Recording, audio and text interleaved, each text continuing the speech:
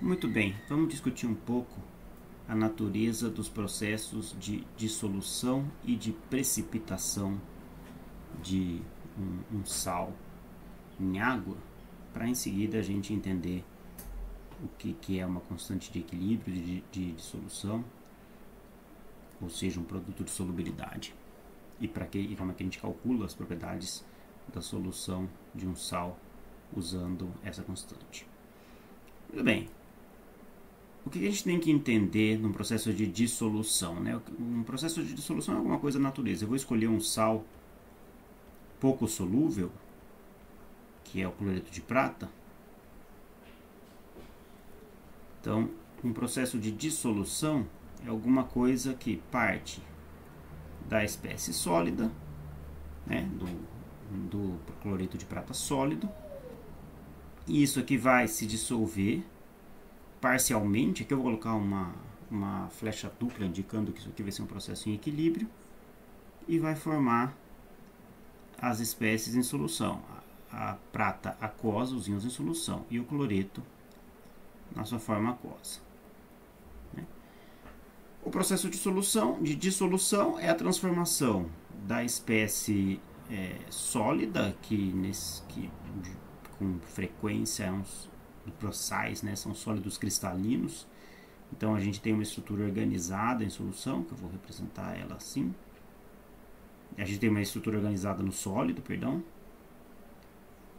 Eu vou aqui representar ela dessa maneira, como se os íons de prata fossem amarelinhos e os íons de cloreto fossem vermelhos. Então a gente tem uma estrutura que é organizada em 3 dimensões.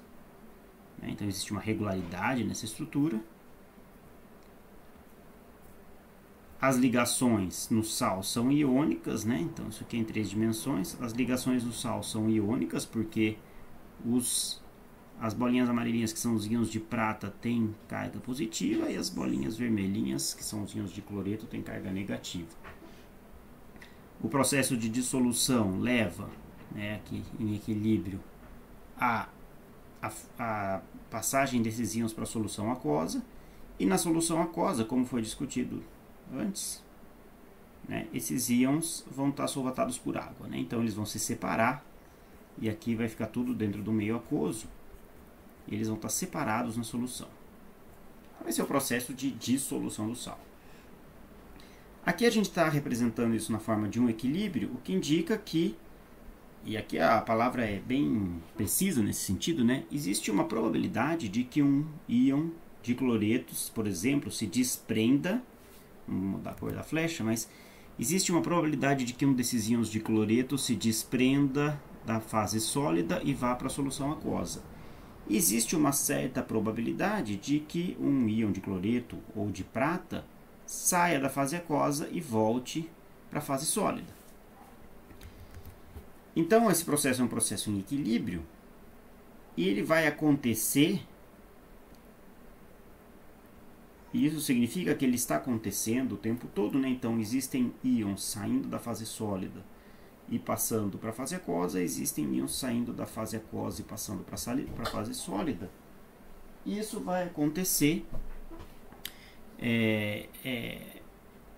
preferencialmente numa direção ou na outra, até que a taxa ou a probabilidade por unidade de tempo de que um íon se desprenda da fase sólida e vá para a fase aquosa seja igual à taxa por unidade de tempo, ou a probabilidade por unidade de tempo, de que um íon da fase aquosa se associe com outros íons e forme uma fase sólida. Quando essas duas taxas são iguais, né? Quando aqui essas taxas são definidas, a gente chama isso de velocidades, né? Então, eu vou inverter, que a gente costuma, aqui eu representei flechas nessas direções, mas eu vou inverter para ser um pouco mais consistente com a notação usual, né? Então vou colocar a flecha para a direita em cima, a flecha para a esquerda embaixo. A gente chama essa taxa com que os íons passam da fase sólida para a fase aquosa de K1, ou seja, quantidade de íons por unidade de tempo, e K2 seria a taxa com que as espécies em solução estão formando as espécies no estado sólido. Quando as duas velocidades são iguais, né? Quando K1 é igual a K2, o processo está em equilíbrio. O processo de dissolução está em equilíbrio, ou seja, você não percebe mais nem dissolução adicional de íons, nem formação adicional de sólido. Porque a velocidade com que uma das coisas está acontecendo é igual à velocidade, igual à velocidade com que o processo inverso está acontecendo. Então, nessa situação, a gente vai ter um máximo, uma quantidade definida de íons em solução, e a gente vai poder usar essa quantidade de íons em solução para entender a solubilidade dessa espécie em solução. Muito bem, por que é importante entender o processo de precipitação antes da gente entrar em detalhes, né? Porque agora a gente tem que olhar para esse processo de precipitação, que é o processo inverso da dissolução,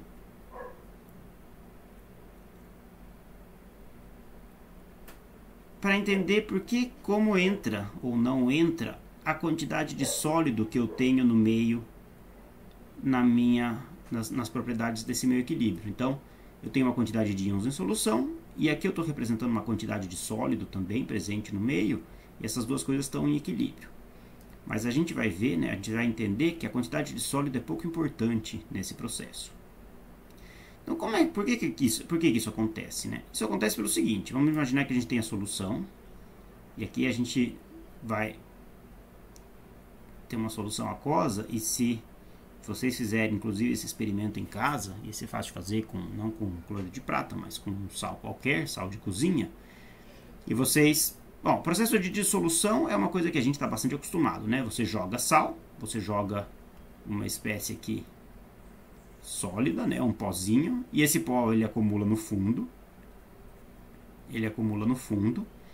E se você agita, né, esse processo de dissolução é mais rápido, porque a agitação ajuda no processo de dissolução, mas agitando ou não, esse sal ele vai se dissolvendo até que você forme uma solução saturada, né? Então,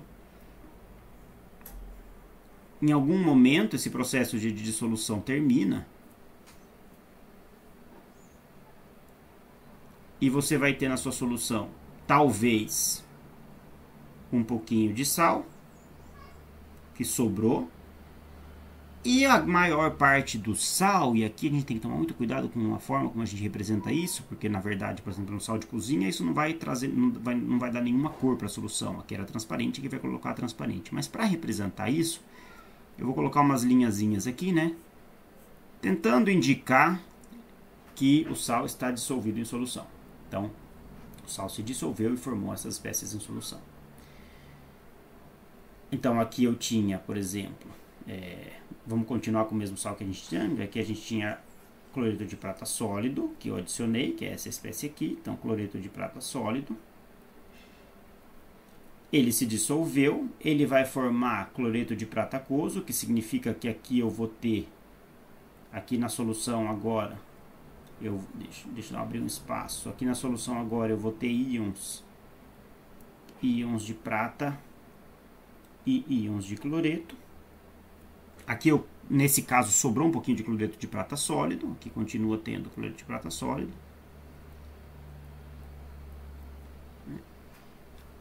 Isso, e como agora continua tendo, tá? Vamos colocar aqui muito tempo, né? Passou tempo suficiente para que esse processo entrasse em equilíbrio, então eu não tenho mais nem formação de sólido, nem dissolução adicional de íons.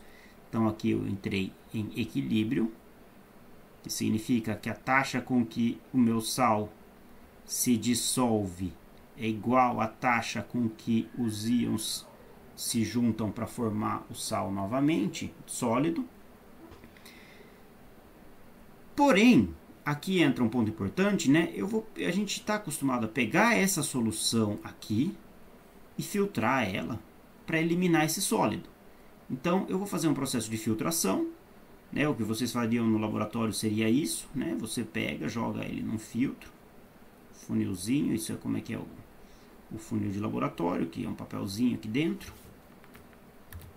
Que você tem dentro desse aqui um papelzinho. que é o filtro de papel. Você vai despejar essa solução no filtro, né? Está despejando a solução aqui no filtro. E a gente vai coletar essa solução num novo recipiente. E a diferença que eu vou ter em relação ao recipiente, a solução original, é que na solução final aqui que eu tenho depois da filtração, tá? Então isso aqui é o processo de filtração, isso aqui é a nova solução, o nosso filtro.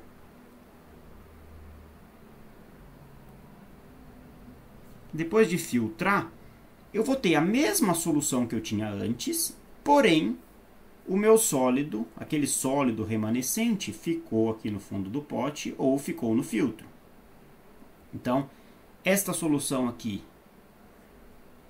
nesta solução, é uma solução que continua sendo saturada, ou seja, ela continua tendo a máxima quantidade de íons que ela comporta, ou seja, ela tem Ag+ aquoso e Cl- aquoso em máxima concentração. Então eu não consigo dissolver mais sólido nessa solução. Eu não consigo dissolver mais sólido nessa solução. Porém, eu não tenho nenhum sólido acumulado em nenhum lugar do recipiente. E isso é muito importante de entender, né? E aí a gente volta a olhar para a equação de equilíbrio para entender, então, do que a gente estava falando quando a gente estava falando nesse equilíbrio aqui, né? Quando eu estava falando AgCl sólido em equilíbrio com prata aquosa mais cloreto aquoso, né? Eu estava falando que isso estava em equilíbrio, então eu estava dizendo que a probabilidade de que alguns íons se encontrem na solução e formem cloreto de prata sólido é igual à probabilidade, ou a taxa, com que cloreto de prata sólido se dissolve formando os íons em solução. O que é esse equilíbrio agora que eu não tenho visivelmente essa espécie aqui em solução, né? Eu não tenho cloreto de prata visível em solução. Então, do que a gente estava falando? Esse é um ponto importante de entender, para entender o que é o produto de solubilidade. Porque se a gente der um zoom nessa solução, vamos dar um zoom nessa solução. Aí esse é um ponto crucial. Isso aqui ficou um pouquinho feio. Vou tentar melhorar meu zoom aqui. Se agora eu der um zoom nessa solução, o que eu tenho lá dentro, né? Eu tenho alguns íons de prata ali dispersos. Eu tenho íons de cloreto dispersos na solução, no meio da água, cada um deles solvatado por água. E o que efetivamente está acontecendo, né, é que esse equilíbrio aqui de íons de prata se encontrando com íons de cloreto para formar eventualmente alguma espécie sólida em solução, não está acontecendo no fundo do recipiente, como talvez essa imagem aqui poderia sugerir, né? Aqui a gente poderia ter a impressão de que a formação do sólido está acontecendo na superfície desse sólido no fundo do recipiente. Isso não é verdade. Isso não é verdade. Esse processo de formação do sólido está acontecendo em todos os pontos da solução. Vamos dar um exemplo disso prático. Aqui do lado, a gente tem uma solução de cloreto de prata que precipitou. Tá? Então, isso aqui, esse pozinho branco que foi formado aqui dentro, é o cloreto de prata precipitado. Tá? Então, isso aqui é o cloreto de prata que precipitou. Nota o seguinte, né? Aqui tem precipitado no fundo, mas tem precipitado em toda a solução. Então, nesse fundo aqui, claro, o precipitado de fato decantou. Então, esse precipitado aqui está decantado, ou seja, ele não só precipitou, como ele caiu para o fundo do pote. Decantou. Isso aqui depende da gravidade. Então, o sólido ele é geralmente mais denso que a água, então ao se formar ele vai para o fundo do pote por causa da gravidade. No entanto, o sólido foi formado em toda a solução. Isso quer dizer que esse equilíbrio que a gente está descrevendo aqui de formação do sólido, essa flechinha aqui, que é a formação do sólido a partir dos íons em solução, acontece em todos os pontos da solução. Em todos os pontos. O que você observa quando você tem uma precipitação ou a formação de um sólido em solução, às vezes isso é visualmente mais claro, às vezes menos claro, mas quando você atinge a saturação da solução, o que acontece é que o sólido vai ser formado em todos os pontos da solução, através desse equilíbrio, e eventualmente isso vai levar à precipitação. Então, o que você, na prática, a gente observa quando você faz isso com bastante cuidado, onde a quantidade de íons adicionada é só ligeiramente superior à quantidade máxima que pode ser solubilizada, o que observa é que o que você vê é que a solução fica turva. Essa é a palavra que se usa. Então, uma solução que se tornou turva significa que se formou sólido nessa solução. E o sólido vai ser formado ao longo de toda a solução, porque esse equilíbrio aqui de formação do sólido está acontecendo para cada uma das regiões desse zoom da nossa solução. Esse equilíbrio de formação do sólido está acontecendo. O que quer dizer isso, né? Quer dizer que se a gente olha para esse equilíbrio como está desenhado ali em cima, né?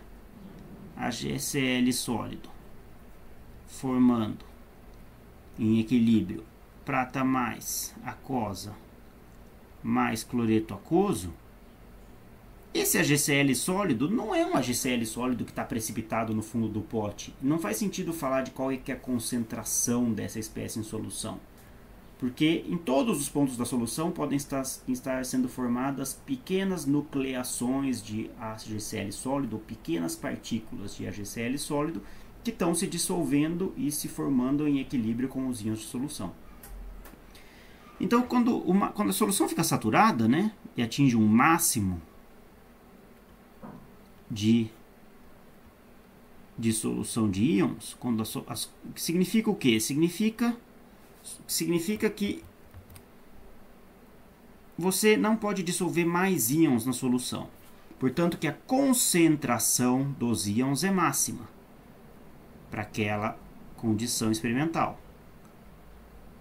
Concentração máxima de íons. Se você aumentar a concentração dos íons, você vai favorecer a nucleação do sólido e vai acontecer essa formação de sólido ao longo de toda a solução, turvando a solução. Se a gente tem agora uma concentração máxima de íons, que é característica do quê? Ela é característica do solvente, tá? Ela é dependente, ela depende do solvente, que no caso a mais comum é a água, claro, né? Mas é evidentemente que espécies são solúveis de maneira diferente em diferentes solventes.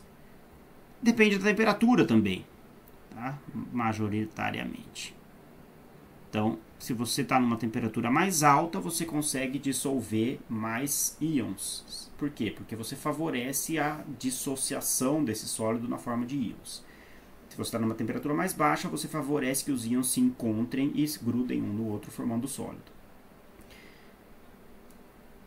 Agora, o que importa é que essa concentração máxima de íons pode dar origem, né, a um número que a gente chama de KPS, que chama produto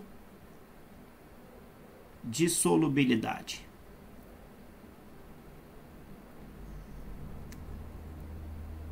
Produto de solubilidade. O que é o produto de solubilidade? O produto é o que equivale à constante de equilíbrio desse processo aqui. É a constante de equilíbrio do processo de dissolução do sal. Tá? Mas como a gente viu, do que ele depende? Ele depende só das concentrações dos íons na solução. E ele não depende de quanto sólido tem na solução, porque o quanto sólido tem na solução, que eventualmente é quanto precipitado tem no fundo do pote, né, que está o precipitado no fundo do pote, esse precipitado no fundo do pote não joga nenhum papel nesse equilíbrio. Justamente porque a formação e dissociação dessas espécies nucleares sólidas aqui, nucleares no sentido de nucleação de grupos de pequenos grupos de íons que formaram pequenos sólidos na solução. Essas espécies, pequenos sólidos na solução que turvam a solução quando acontece o processo de precipitação, a formação dessas espécies não acontece na superfície. Também acontece na superfície desse sólido, mas não acontece normalmente na superfície desse sólido. Acontece em toda a solução, dependendo de que as concentrações dos íons sejam suficientemente grandes para que essa nucleação aconteça. Então, esse sólido aqui precipitado não tem papel importante, não tem papel no equilíbrio.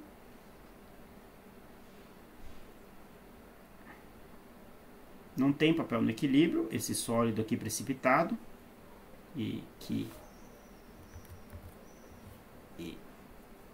equilíbrio,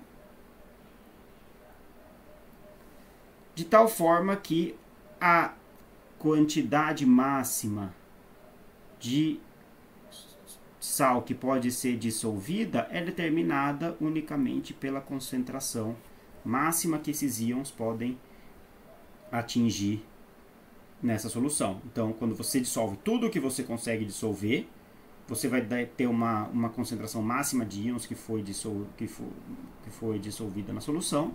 Essa concentração máxima é dependente de qual é o solvente. Geralmente o solvente é água, mas pode ter outros íons na água e isso muda qual que é a quantidade de íons que você consegue dissolver.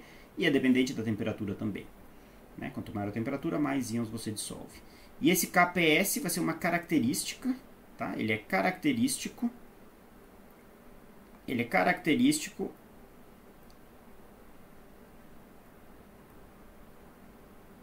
do sal, ou dos íons, né? Ele é característico do sal no solvente específico, de tal maneira que se você mede uma vez qual é a concentração máxima de íons que você pode dissolver por exemplo, cloreto de prata em água, você anota esse número.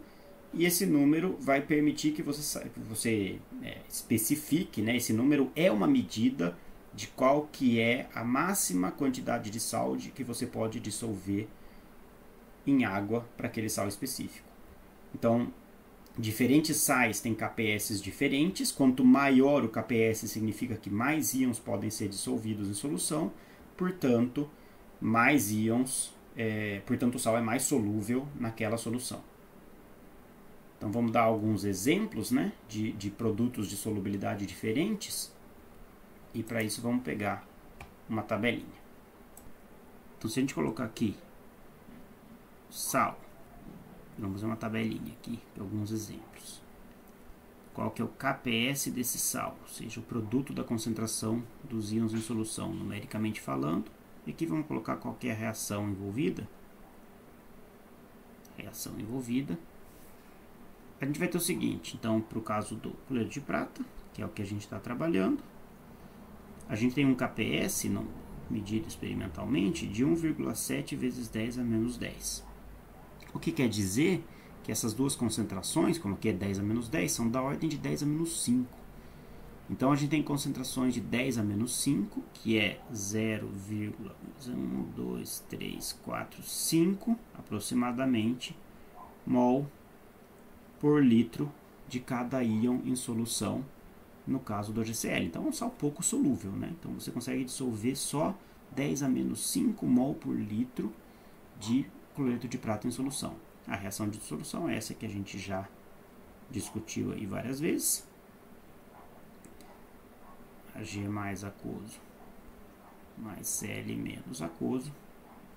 E o KPS é esse que a gente escreveu aqui em cima. Vamos dar um outro exemplo, por exemplo, né? O brometo de prata é uma outra espécie de prata. Ele tem um KPS de 1,3 vezes 10 a menos 4, por sua vez, tá? Que é vezes 10 a menos 4. Portanto, as concentrações de íon prata e de íon cloreto são da ordem de 10 a menos 2, né? Então, nesse caso aqui é 0,01, isso aqui é 10 a menos 2 mol por litro. Então, a concentração de prata e de cloreto que você consegue colocar em solução é muito maior no caso do GBR. A dissolução, o processo de dissolução é similar. Forma prata em solução aquosa, mais Br menos aquoso. Um sal diferente, né? Sei lá, e agora vamos dar um exemplo de um sal bem solúvel, né? Um sal que a gente sabe que é bastante solúvel é o NaCl, né? O NaCl também, você pode dissolver até saturar a solução. E o KPS dele é da ordem de 37. Tá ok? 37 significa que essas duas, que o produto diz, qual que é a reação de dissolução? É NaCl sólido, formando Na aquoso, mais Cl- aquoso. O KPS também está definido, é o produto da concentração de Na+, na solução pela concentração de Cl- na solução. Isso aqui dá 37, o que quer dizer que cada uma dessas duas concentrações, né, a concentração de Na+, que é igual à concentração de Cl- na solução, é da ordem de 6,1. Né? 6,36 para dar 37 é um pouco mais do que 6. Tá? Esse é um sal que a gente chama de um sal solúvel, tá vendo? Então a gente está falando, a gente está comparando sais para os quais você consegue dissolver 0,01 mol por litro de solução, ou 10 a menos 5 mol por litro de solução, aqui também é mol por litro, tá? Mol por litro, com sais, que são, a gente chama de sais solúveis, para os quais você consegue dissolver 6 mol por litro de solução, o que é 600 vezes maior do que isso, ou 600 mil vezes maior do que isso aqui. Então esse aqui é o que a gente chama de um sal solúvel.